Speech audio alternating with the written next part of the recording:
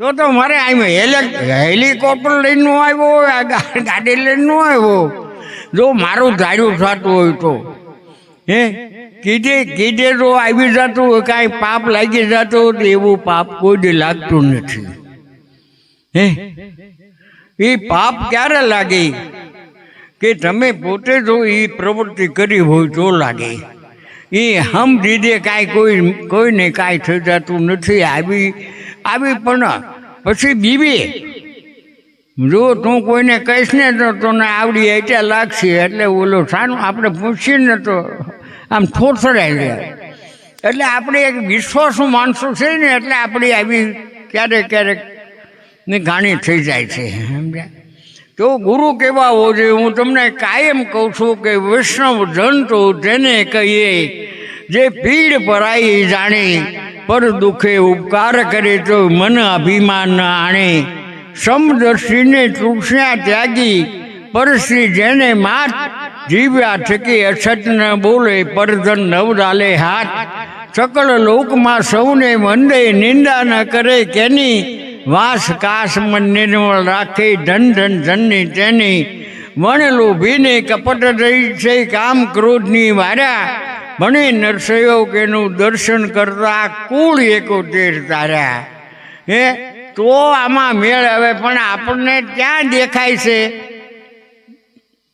કે જાડુ જરાક બોલે જાય, માફ કરજો. એ જટાળા ભૂથાળા ને ટીલાળા ને આપ કપાળા હોય ત્યાં આપણને સંત દેખાય છે. હવે અહીંયા મેપો કુંભાર થાનમાં થઈ ગયો.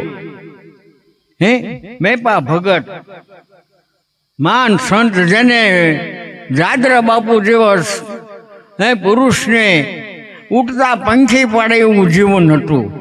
પણ તેમ છતાં પરિવર્તન કરીને દાદર પીર સ્થાપી દીધા.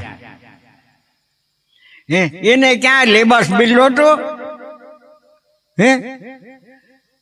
તો આપણે એ કાંઈ જોતા નથી.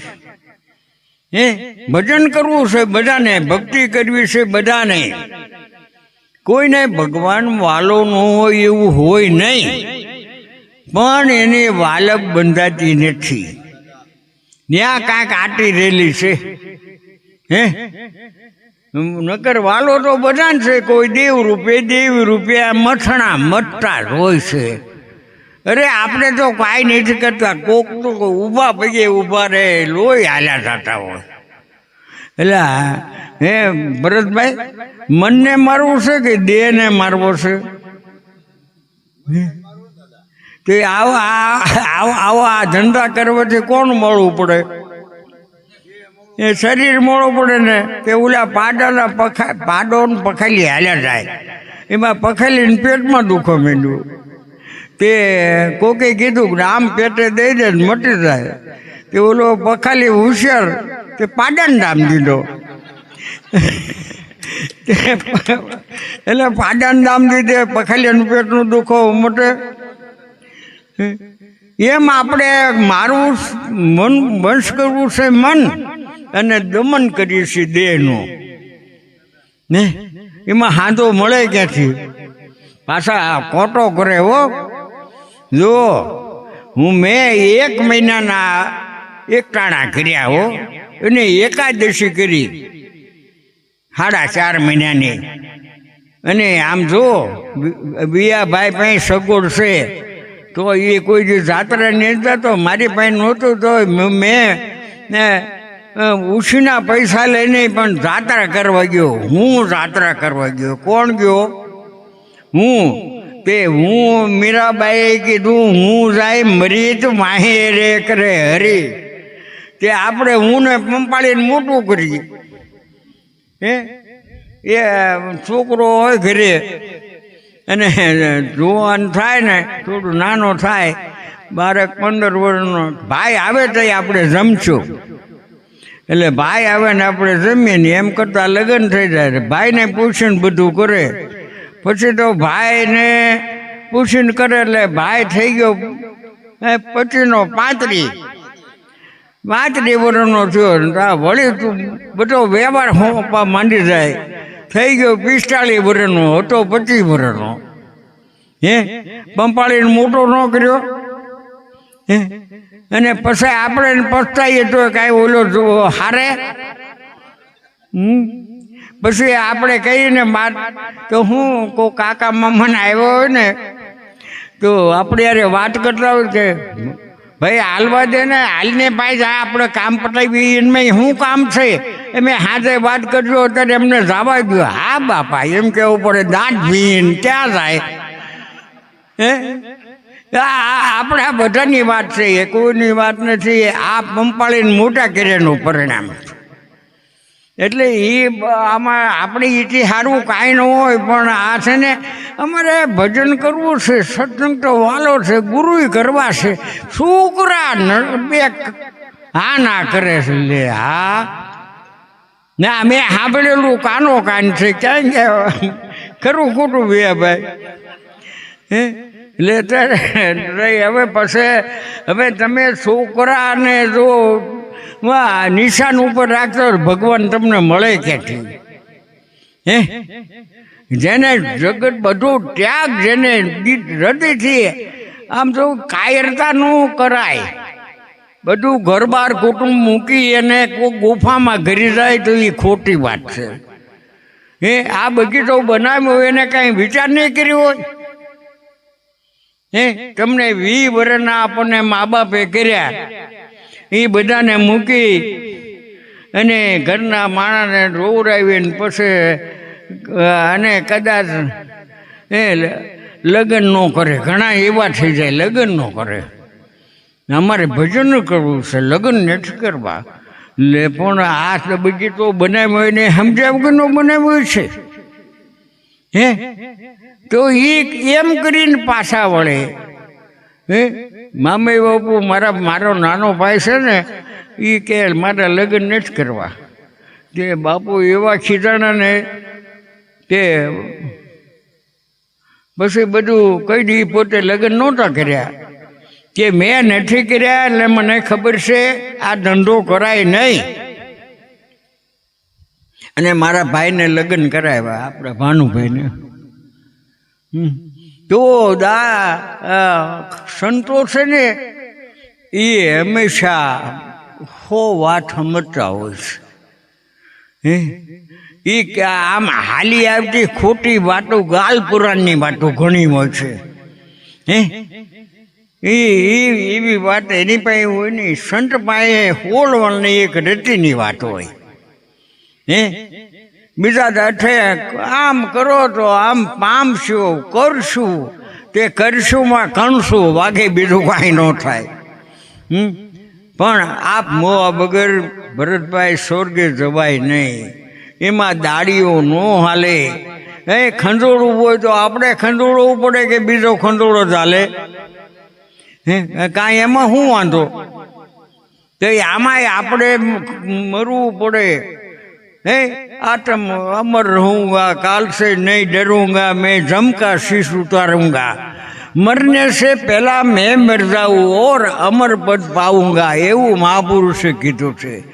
વળી અખાએ કીધું, જ્યારે જોઈ ત્યાં નર જીવતા મરેલા દીઠા ન કોઈ, મરેલા મળે તો માં સુખ માણીએ એને ફેર આવાગમન ન હોય. હે મરદું પડ્યું મેદાનમાં એને કરી શકે નહીં કોઈ, કામ ક્રોધની ઈર્ષા તણે ને ખાય. પણ મળદાના ખેલ મેદાનમાં કોક જરાક રતિભાર લઈને ચાખે તો એક અક્ષરનો અનુભવ કરે ને રાખે રુદિયાની માય.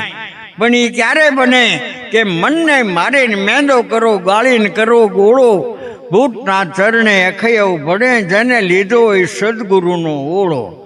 તો આ સમજાય સદગુરુ કેવા જોઈ? હે આપે તરે એવા જોઈ. એ પોતે સ્વાર્થથી લોભી ગુરુ અને શેલા લાલસો ન હાલે. એ પતા મૂક્યા એને જરા ખાંભો જોઈ જોવાનું, અને 500 મૂક્યા દે ધબો એવા ન હાલે. હે આવું મેં જોયેલું છે નજરે. હે એને બાપુને કાંઈ પૈસાની પડી છે તો આ કોના બાપનું હરાજ નાખે છે? હે ઘરે એ બધું જમવાનું કે ખર્ચો કરતો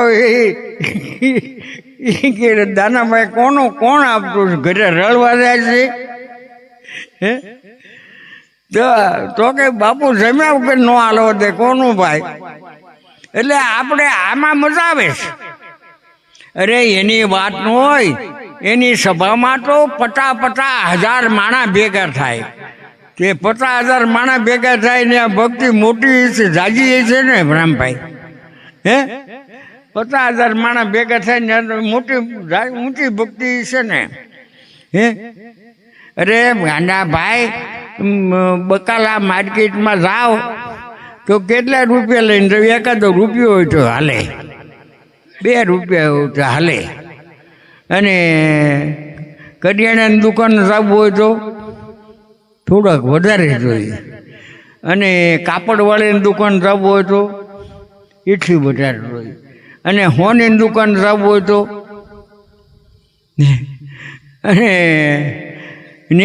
અને કદાચ હીરા માણેકની દુકાન જવું હોય તો ત્યાં ગળદી હોય અને આ માર્કેટમાં ગળદી હોય, 2 રૂપિયા લઈને જાય, ધકે આવે. એમ કદાચ એ ધકે આવવાનો ધંધો છે. એમ ભક્તિ ન થાય. ભક્તિ તો એકાંતની છે. અને બહુ સાચી વાત કરું ને તો ગુરુ શિષ્ય 2 જણ એકાંતમાં બેસીને સત્સંગ કરે તો એ ભક્તિ છે. એ શુદ્ધ અને ખરેખર જેમ છે તેમ થાય. સમૂહમાં ઘેરાઘા થાય પણ સૌમાં ઉગાડ. આ આપણા સંબંધિત છે, બધા આપણા ભાઈઓ જાયું છે ને, આ બધા ભેગા છે. હે ભરતભાઈ, તમારી પાસે પૈસા કેટલા છે? વાત કરશો?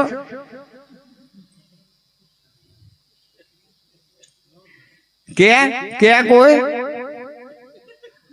હગા ભાઈને નો કે એટલે એવડું એ ખાનગી રાખો છો ને, આવડો આ ફળો કરીને બેવો છો. દાનભાઈ તમારું શું કેવું? એ આ નગર આ કોઈ લઈ જવાનું હોય પણ તોય આપણે નો હોગા ભાઈને ન કહીએ. હા છે અમારા જોગું એમ કહી દઈએ હે? એટલે આ બધું આપણું દિનક છે ખરેખર. જોઈ તો જરાક વિચાર કરો, પાછા વળીએ આપણે અને ભક્તિ કરી લઈ.